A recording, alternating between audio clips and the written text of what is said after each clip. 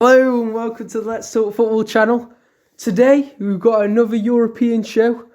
Before we get into it though, I'm going to let Ethan go through exactly what we're going to be talking about today. So we're going to be reviewing the Europa League games and the Champions League games, then score predictions for the second leg of the semi-finals of the Europa League and Champions League. Then we're going to go on about should Arteta be sacked if Arsenal don't win the Europa League? And finally, would it have been better if Hazard stayed at Chelsea or not? Yeah, so should be a decent one. But we'll get straight into it then. Starting with reviewing the Europa League games. So we'll kick off with the game that had less goals. And that is Villarreal Arsenal. Full-time score was 2-1 to Villarreal. Arsenal going away from home there. And disappointing loss for Arsenal. However, they have pulled a goal back within the last 15 or so minutes through a penalty that Pepe put away. But what did you think of that game? Well, Arsenal just shit, honestly.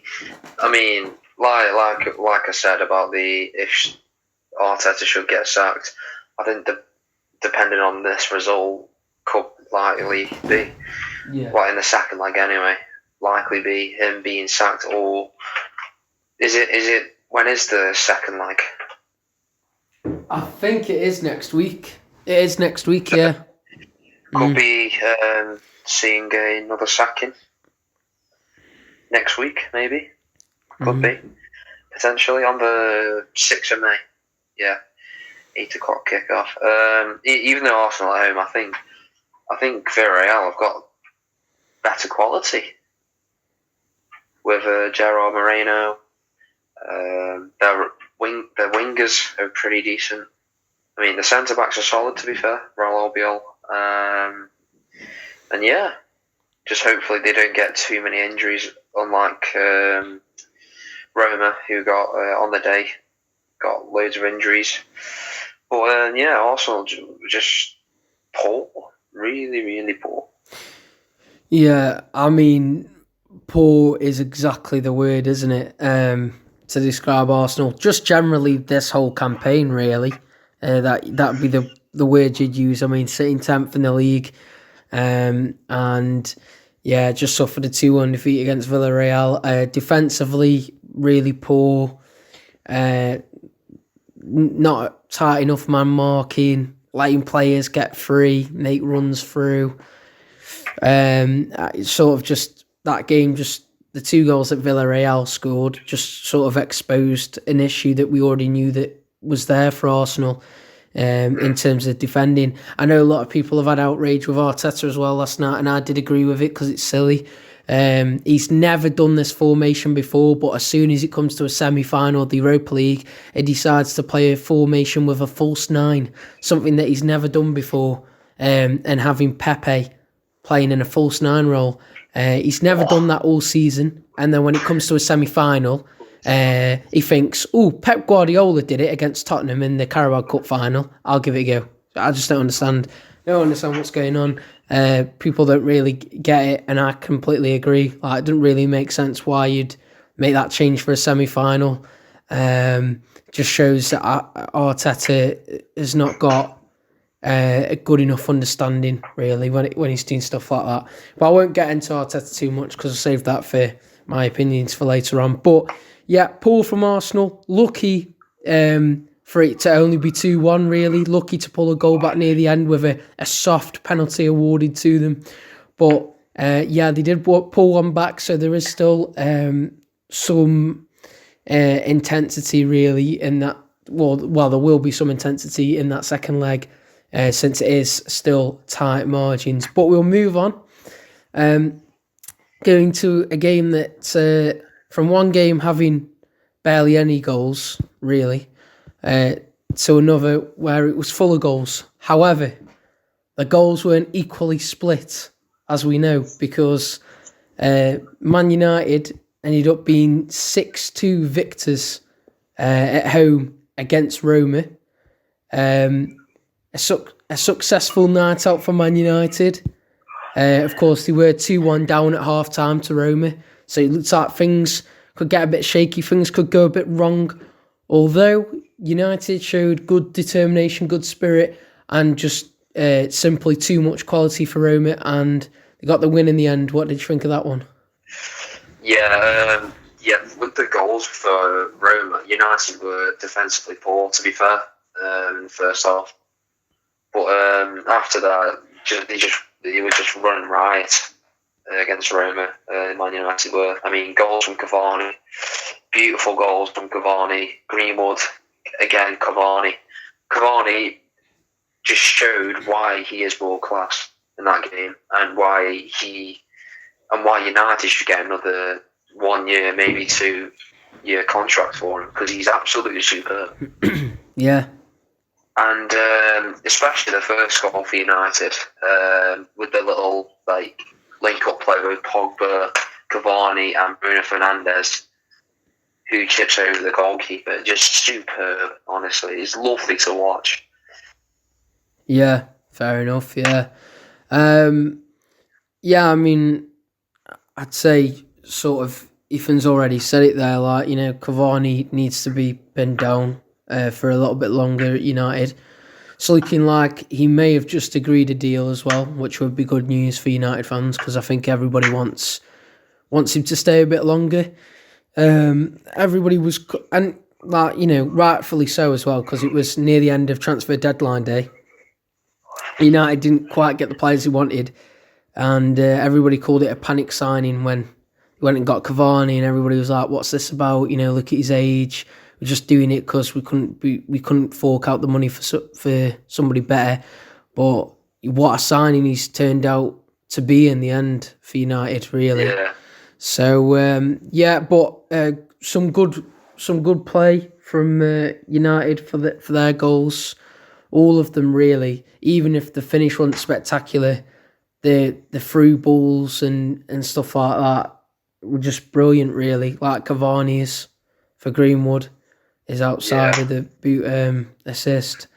Pogba's header was pretty impressive, because I wouldn't expect Pogba to score a header, really, to be honest, and the whipping was really good for Fernandes. It was against Smalling as well. I thought Smalling was really poor as well. I thought. Yeah. Against his former side of Man United. Really, really poor. Maybe just showed why he's not at United anymore. Yeah. But, fair play to United. They were 2-1 down at our time. Would have been easy to put their heads down and get a poor result, but they didn't. They're resilient. They bounced back. And another successful win and result for Ollie, to go along with a very, so far, successful season for Ollie. I mean, they love being behind, don't they? Yeah. Actually helps them in the end. But we'll move on then. We'll go into the Champions League then now. And then we'll go on to our predictions. So we'll start off with Tuesday night's game, as Real Madrid were at home against Chelsea, and it ended in a 1-1 draw. Two very good goals scored in that one. Good goal from Pulisic, who took it around the keeper, Courtois, and slotted it home. But the main headline, of course, was Benzema's finish with that overhead kick.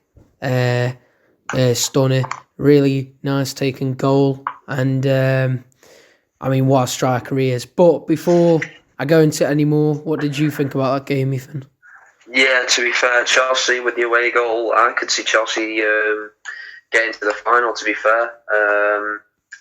Even though Ramos, Valverde and Mendy are coming back into the second leg,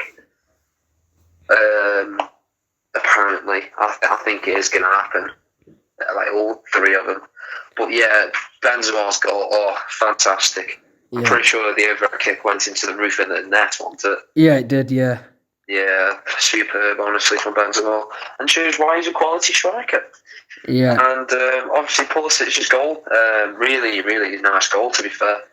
Yeah, it was. Taken 1-0 up. It was, yeah.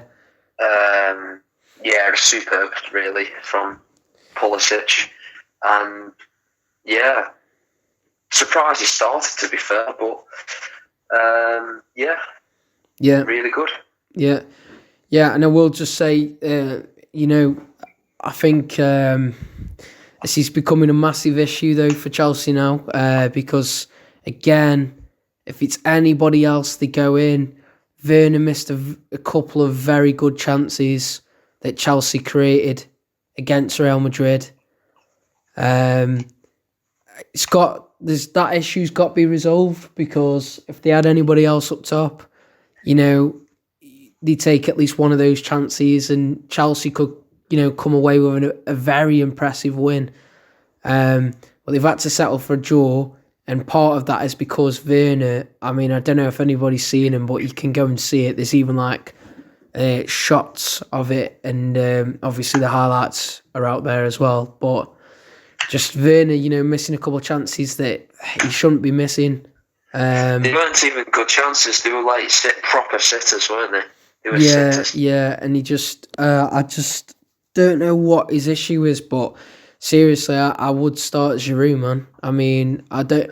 Yeah. Every time Giroud gets minutes, he scores, and he is actually quality in front of goal. Giroud, like some of the goals he scored, is unbelievable. For a big lad, he's so acrobatic. Yeah, and he's just, for me, he's just so harshly treated.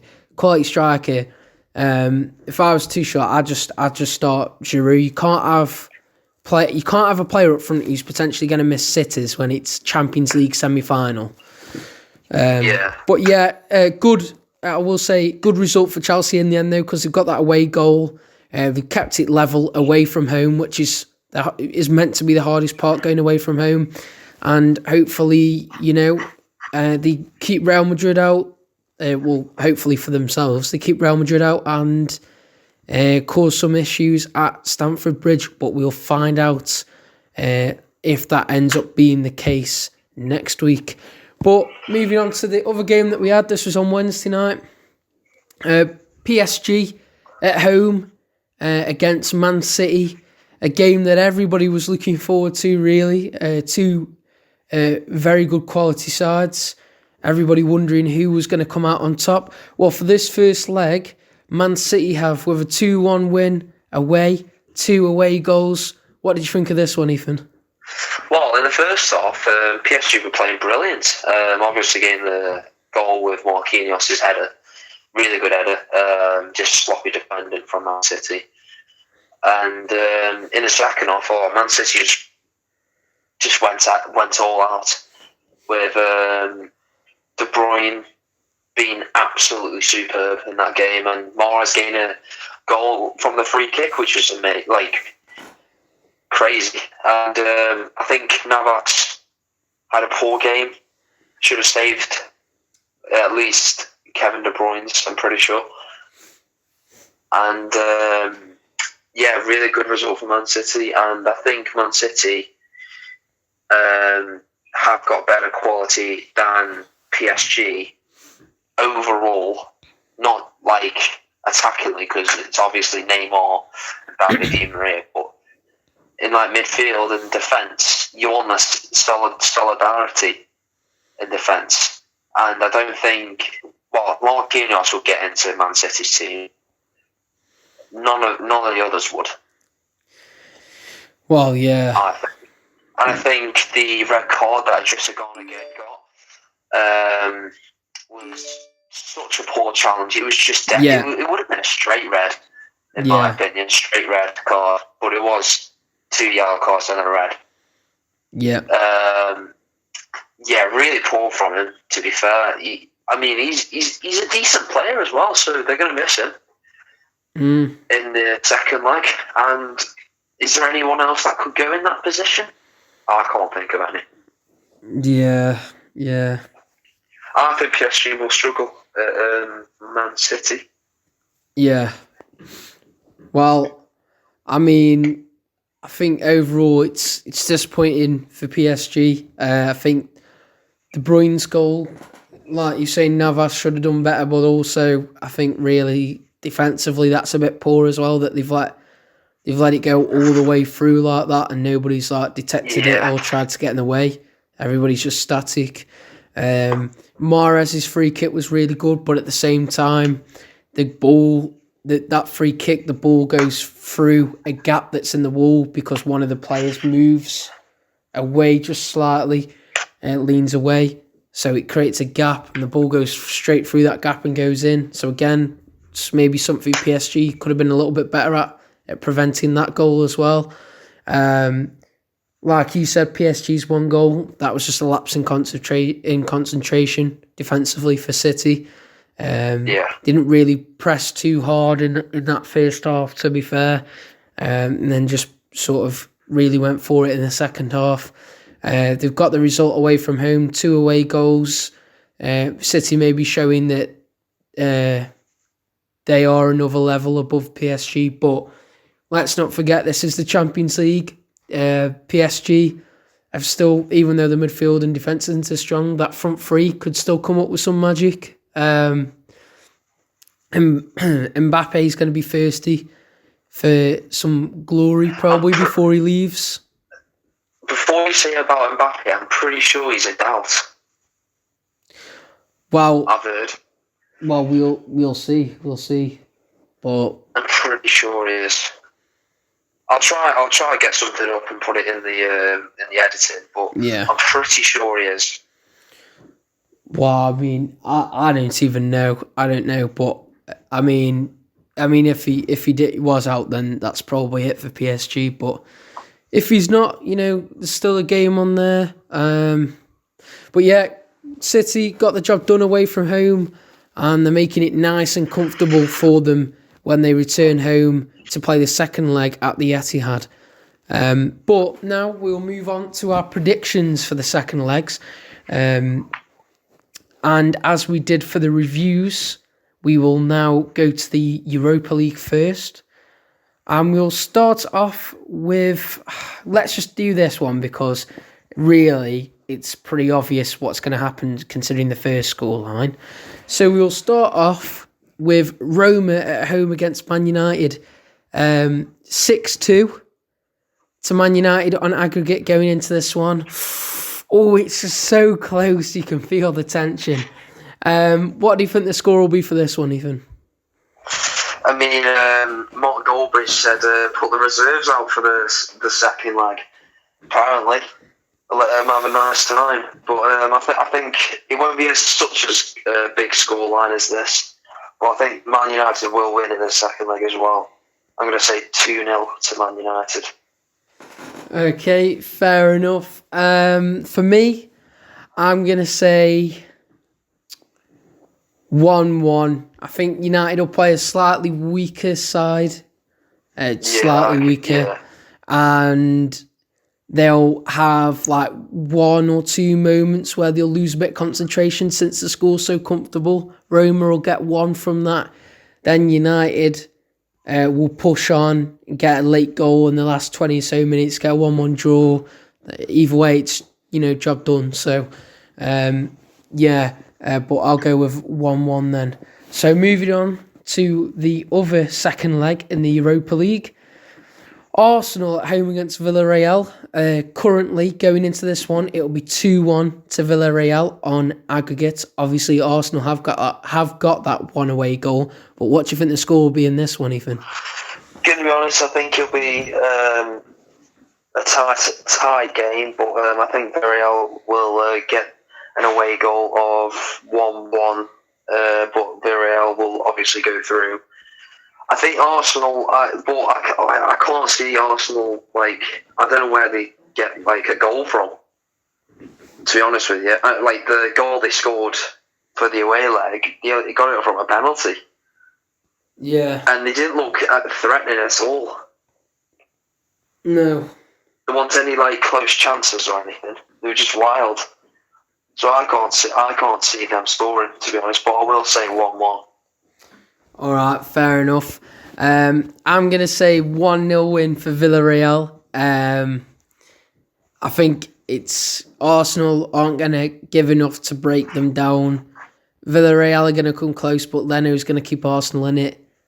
And then just say last 10 minutes, that defence is going to lose. Arsenal's defence is going to lose a bit of concentration or make a sloppy mistake. Villarreal will score, seal the deal, make it comfortable for the last few minutes, and get a 1-0 win and face United in that final. But yeah, I'll go with 1-0 Villarreal then. So we'll move on to the predictions for the Champions League. We'll start off with the game that's getting played closest to now, which is Man City PSG. That's getting played on Tuesday night. So we'll start off with that one. Man City at home against PSG. Obviously going into this one, it'll be 2-1 on aggregate to Man City. Man City with them 2 crucial away goals. What do you think the score will be in this one? Well, to be fair, if PSG came out the way they did in the first half, I think PSG could win. But I don't think Man City will let them play in that first half like they did. And I think Man City will win. And if Mbappe's out, that's going to be a real blow for them as well. And I think Man City will win 2-0. Yeah, fair enough. I'm going to say Man City will be full of confidence. PSG chasing. And I can only see, I think really now, Man City going through. I think it'd have to take a big upset really for PSG to end up going through after that first leg. And I'm going to say that it'll be I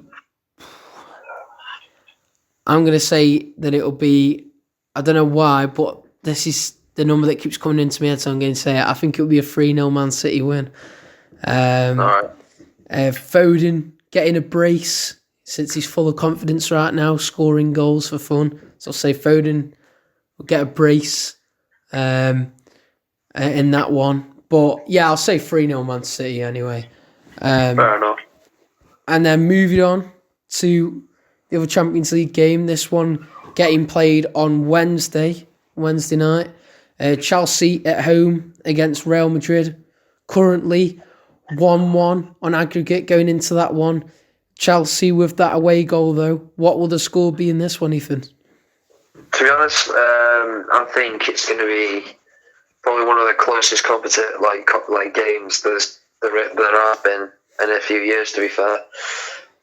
Since there's a lot on the line, obviously going to the final, and it's actually a really close game since it's 1-1.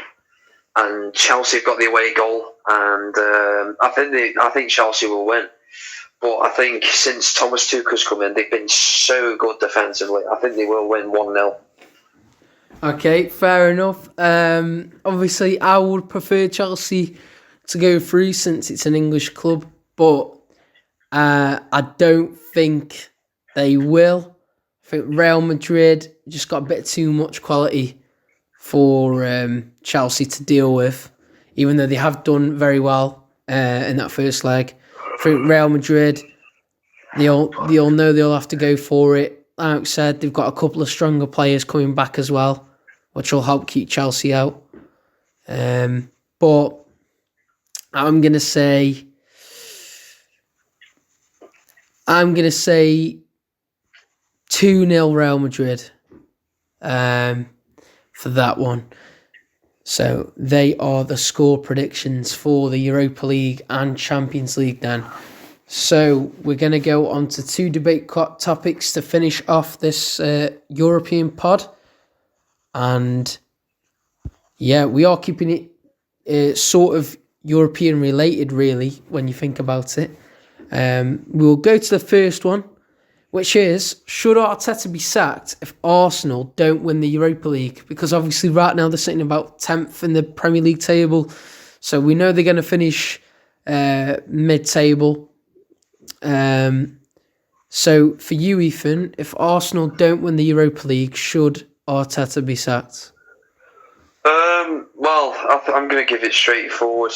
And I'm going to say yeah, because let's be honest, even though it's a building season for him to try and figure out his players, it's too much time, and they're doing poor at the minute.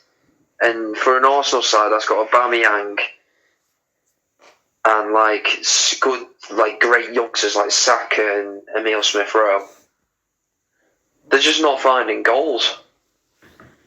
Yeah. And I think they're just poor. In every game, you can always see a mistake in Arsenal. Yeah. And you can see, it's in their name. They're shit. They're arse. They are arse. Honestly. God. Me, I know, but it's true. They're shit. Yeah. And as a neutral fan, since we don't support anyone in the Premier League, we can we can say how it is. Yeah. Because we're not being biased or anything. Yeah, it's true, to be fair. Well, I mean, to be fair with you, I'd say personally on that question, I'd say yes as well, just because I get that Arsenal haven't got the best team, but you should still be able to do better than this. And, Unai did better than this, really, with a similar squad in terms of where they were in the Prem. He was doing slightly better than this, and he got the sack. So, and also, as well, just tactically doesn't really make sense. The fact that Arsenal have never played a false nine formation, and then in a semi-final, in a tournament that they need to win, he thinks it's a good idea to change the system completely, change it to a false nine for the first time. Something a manager shouldn't do. Why a false nine as well? Why play Pepe there? You see Liverpool play false nine with Firmino dropping back as a centre forward. They're two completely different players. It doesn't even make sense, because they've never even played in a false nine, so Pepe's not even been given the chance to even try it out. So exactly, it doesn't make sense. But you've got that, and then you've got even other little things like Lacazette gets injured. Everybody's calling for Martinelli to start, because every time Martinelli comes on, and I have been watching Arsenal's last few games, and I can understand it, because every time Martinelli comes on, he brings pace, energy, desire. He takes players on, he gets past players, causes issues. Looks like a really good young talent, and everybody's saying, yeah, start him up front. Lacazette's injured, get him on up front. What does he do? He starts Eddie Nketiah, somebody who's not been able to show anything, to be honest, for Arsenal. And it's just little things like that. Also as well, prime example of it, semi-final against Villarreal. Ceballos is on a yellow. Everybody's calling for him to get taken off at half-time because he's having a dreadful game. Then about 10 minutes into the first half, Ceballos clatters one of Villarreal's players. He gets away with it very luckily. It should have been a yellow. And everybody's calling for him to get taken off. He's on a yellow. He's making bad tackles. Just take him off because he is going to get sent off. Everybody was calling it. What does Arteta do? He keeps him on. Ceballos keeps making silly challenges. And then eventually, there you go. There's your second yellow. Get off. And that could have been avoided. The warning signs were there. Did Arteta act upon it though? No, he didn't. And that cost Arsenal. And that's down to Arteta's decision making. And it's just things like that. I mean, you're messing up tactically with even little things like that in a semi-final. It's not good enough. And I think it shows a lack of managerial knowledge and a lack of experience. And that's exactly what... it's almost like he's a student trying to learn how to be a good manager. And that's exactly what Arsenal don't need right now. They need somebody that already knows what they're doing and knows how to get results because of the position that Arsenal are in. Don't get me wrong, there is other issues at Arsenal Football Club, but Arteta is one of those issues, and I think that should be addressed if they don't win the Europa League. So, yeah, we're both saying that Arteta should be sacked if Arsenal don't win the Europa League then. So, moving on then to the final part of this pod. Another debate question. It's quite an interesting one because obviously Chelsea face Real Madrid, and it is, would it have been better for Hazard if he stayed at Chelsea? Yes or no? Simply, really. So for you, Ethan, did Hazard make the right decision going to Real Madrid, or should he have stayed at Chelsea? Because let's not forget, Chelsea are in them semi-finals too. So it's not like Chelsea are struggling right now. Yeah. Oh. I mean, are we talking about Chelsea like needing Hazard or like actually? If you're Hazard. Hazard himself, so like Eden Hazard himself, okay. yeah. Okay, if I was Hazard, yeah, I'd stay at Chelsea because one, he's had so many injuries at Real Madrid, but he hardly had any at Chelsea, and I think that's due to the fact he's been like having a lack of concentration on football. Yeah. And more due to the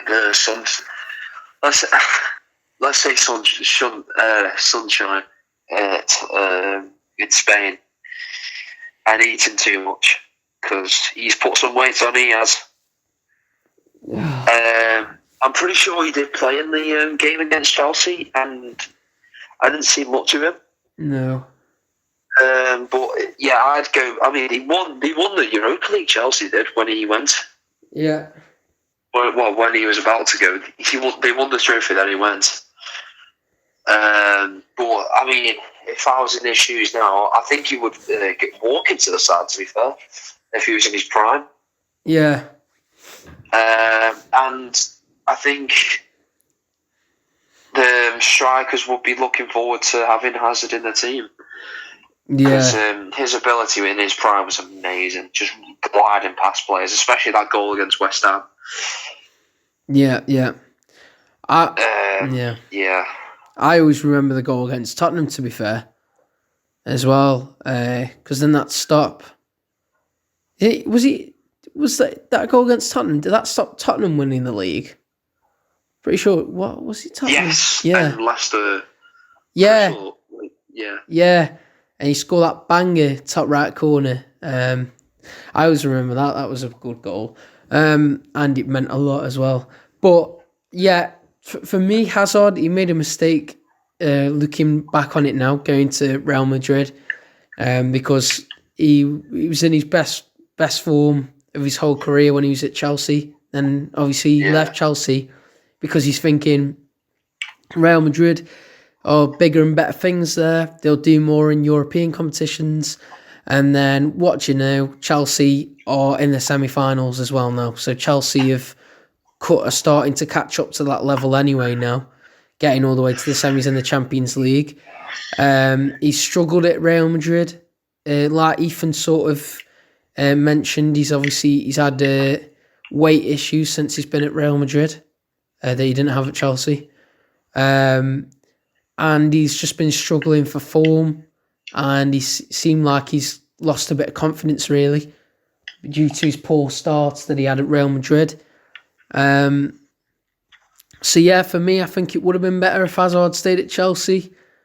Genuinely, to be honest, I reckon if Hazard got a call off Tuchel saying, we'll take you back if you won't come back, I genuinely do think he would do that.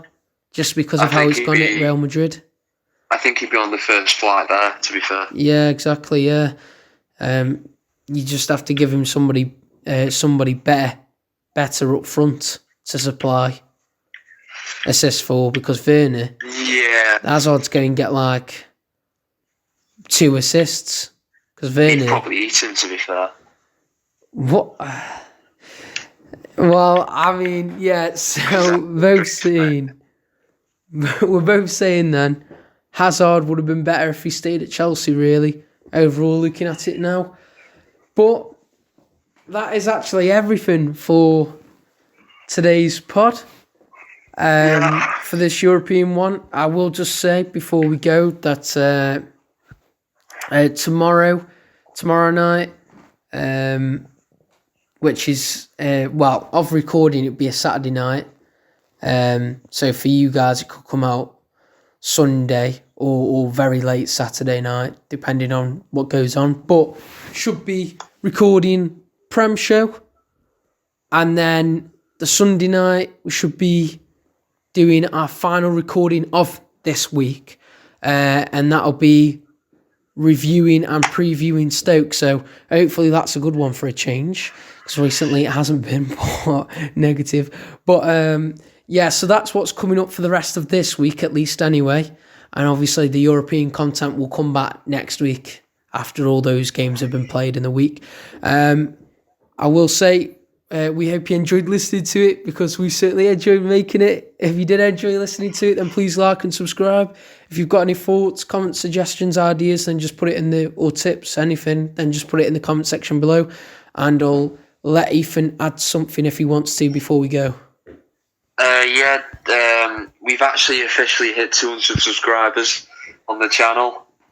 Finally, because it's took a long time, but yeah, mate, been going up and down, but finally we've hit it, and hopefully we can progress more and more and give you better content in the future. And just keep subscribing. It's free, of course, and like the video. Hopefully we'll see you in the next video of the Prem Show. All right, we'll see you in the next one, guys. In a bit.